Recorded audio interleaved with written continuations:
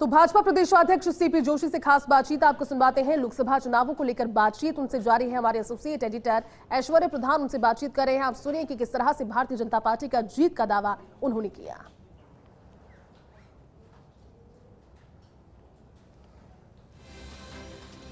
तो लोकसभा चुनावों को लेकर राजस्थान से प्रदेशाध्यक्ष सीपी जोशी से खास बातचीत आपको सुनवाएंगे। भारतीय जनता पार्टी के राजस्थान प्रदेश अध्यक्ष सीपी जोशी हमारे साथ मौजूद हैं, उनसे हम बातचीत करते हैं। आज भी पूरे देश में मतदान चल रहा है, तो दूसरी तरफ आप लोग प्रचार के लिए आए हुए हैं। खुद प्रधानमंत्री मोदी की वोटिंग करते हुए तस्वीर आई है, क्या कहेंगे आप आज के दिन, क्योंकि मतदान जो है वो शाम तक जारी रहेगा? सबसे पहले क्या मैसेज? देखिए, देश के तमाम मतदाताओं से जहां आज मतदान होने जा रहा है, उन सभी से इतनी ही प्रार्थना करता हूं कि सभी अपने मत का प्रयोग ज़रूर करें, राष्ट्र हित में मतदान का प्रयोग करें। और मैंने तो राजस्थान का चुनाव देखा है और अब उड़ीसा में वहाँ कई दिनों से जाने का मौका मिला। आज मैं तेलंगाना और आंध्रा में जाने का अवसर मिल रहा है। सुदूर गांव ढाणी में भी सिर्फ एक नारा लगाओ अब की बार, तो हर व्यक्ति कहता है 400 पार। तो ये विश्वास एक दिन में खड़ा नहीं होता। ये विश्वास है नरेंद्र मोदी जी के प्रति, उनकी नीतियों के प्रति, उनके कुशल नेतृत्व के प्रति। तो यही विश्वास अब की बार 400 पार करेगा।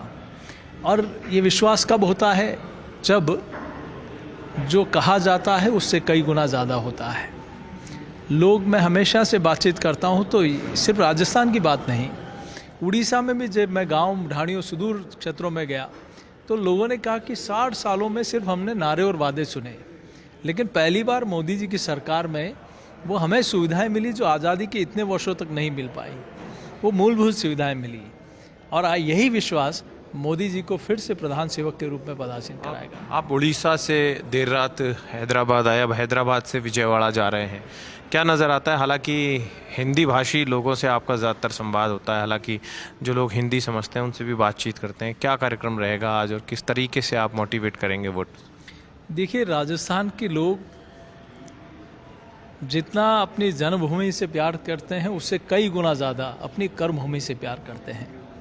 जहां उन्होंने लंबे समय से अपने आप को स्थापित किया, वहां के लोगों के साथ रहकर वहां की संस्कृति, वहां के कल्चर को सीखा और वहां के उसको अपनाया, तो जहां है वहां भी वो वहां की मातृभूमि के लिए समर्पित भाव से काम करते हैं, श्रद्धा भाव से काम करते हैं। और यहाँ मैं देख रहा हूँ कि तेलंगाना और आंध्रा में भी परिवर्तन की बया है। लोग पिछली बार जितनी सीटें थी उससे कई गुना ज़्यादा सीटें इस बार यहाँ आने वाली है, चाहे तेलंगाना में हो, चाहे आंध्रा में हो, चाहे उड़ीसा में हो। मुझे इन तीनों प्रदेशों में जाने का अवसर मिला है, तो वहाँ सब लोगों के मन में एक ही भाव है, फिर एक बार मोदी सरकार। आपकी अगर राजस्थान की बात करते हैं तो राजस्थान में कुछ सीटों को लेकर बड़े असमंजस की स्थिति है, कौन जीतेगा कौन हारेगा। इवन दौसा को लेकर तो किरोड़ी लाल मीणा जो हैं वो बयान दे चुके हैं कि मैं तो इस्तीफ़ा दे दूंगा अगर हार गए तो और कांग्रेसी जो हैं वो कहते हैं, और उनका कल भी एक कोई वीडियो आया था, वीडियो में वो जिस तरीके से एक नांदरी गांव है वहाँ अपनी बात बोल रहे थे। क्या लगता है आपको, कॉन्फिडेंस कम हो रहा है, ज़्यादा है? नहीं, कॉन्फिडेंस कम होने का सवाल ही नहीं उठता। राजस्थान में बहुत अच्छा परिणाम रहेगा। कांग्रेस के लोग थोड़े बहुत बोले हम 2 सीटें, 3 सीटें, 4 सीटें ले आएंगे। मुझे लगता है कि कांग्रेस जैसी राष्ट्रीय पार्टी जो अब क्षेत्रीय पार्टी में तब्दील होती जा रही है, वो कह रहे हैं कि हम एक भी सीट जीत जाएंगे तो हमारे लिए बहुत बड़ी जीत है। मुझे लगता है उनके पतन का कारण भी यही है। आज उनके राष्ट्रीय नेता अपना स्थान छोड़कर जा रहे हैं। इनके प्रदेश के नेताओं के हालात क्या रहे? टिकट के लिए मना करते रहे, जिनको मिल गए उन्होंने भी हाथ जोड़कर पीछे हो गए। तो यही नेतृत्व के प्रति कांग्रेस के और नेताओं के प्रति विश्वास खत्म हो गया है। और मैं सोचता हूँ कांग्रेस को अब क्षेत्रीय पार्टी बनती जा रही है, तो कांग्रेस में न तो नेता, नियत और नेतृत्व तीनों खत्म हो गया। तो अब कांग्रेस का जो सेकंड लेवल का जो कैडर है और जो कार्यकर्ता स्तर है, उनमें भी अविश्वास हो गया कि जिस प्रकार से बहुत गति से कांग्रेस पार्टी छोड़कर लोग दूसरी पार्टी ज्वाइन कर रहे हैं। एक और बात है, हालांकि चुनाव आ गए तो जन सुनवाई के दौरान मंत्रियों को प्रदेश मुख्यालय में जन सुनवाई करनी थी, नहीं कर पाए। तो इस तरीके की प्लानिंग है कि लोकसभा चुनाव परिणाम के बाद मंत्री जन सुनवाई करें भाजपा प्रदेश मुख्यालय में, क्योंकि भजन सरकार का फैसला था कि जाएंगे, लेकिन चुनाव आ गए, सभी जानते हैं।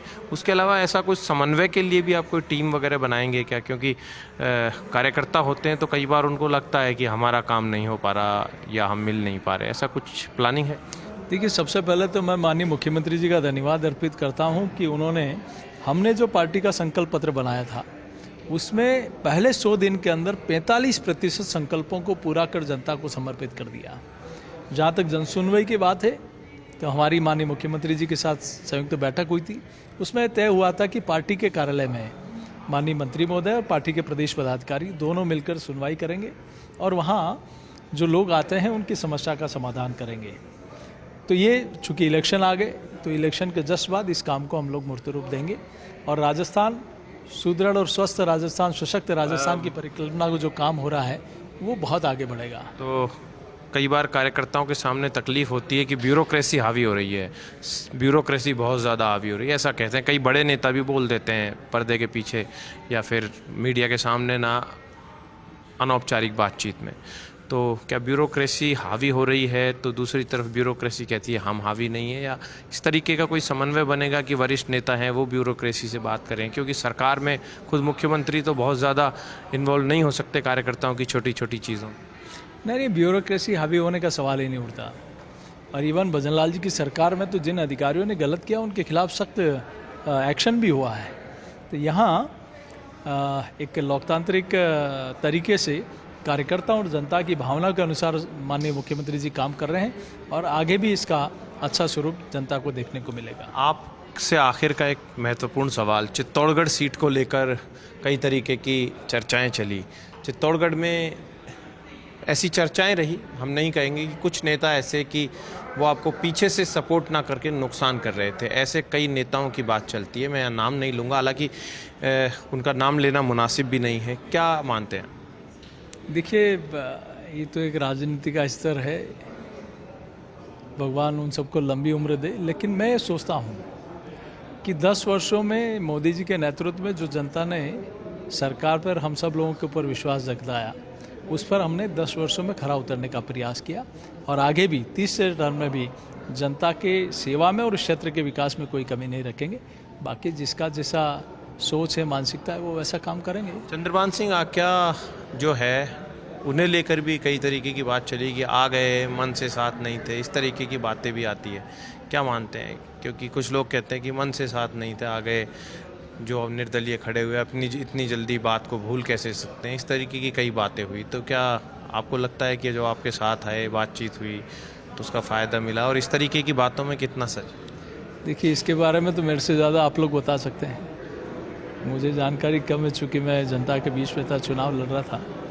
लेकिन कौन क्या कर रहा है, कौन किससे संपर्क में, सब लोग मेरे से ज़्यादा आप लोग भली बात ही जानते हैं। तो सीपी जोशी जो कि आंध्र प्रदेश तेलंगाना चुनाव प्रचार पर आए हैं, वापस उड़ीसा के लिए आज देर शाम रवाना होंगे। उन्होंने हमसे खास बातचीत की है। मुख्यमंत्री भजनलाल शर्मा के साथ भी उनकी लंबी मंत्रणा हुई थी। सत्ता और संगठन के कई विषयों को लेकर बातचीत हुई थी। कैमरा पर्सन यश माथुर के साथ ऐश्वर्या प्रधान, फर्स्ट इंडिया न्यूज़, हैदराबाद।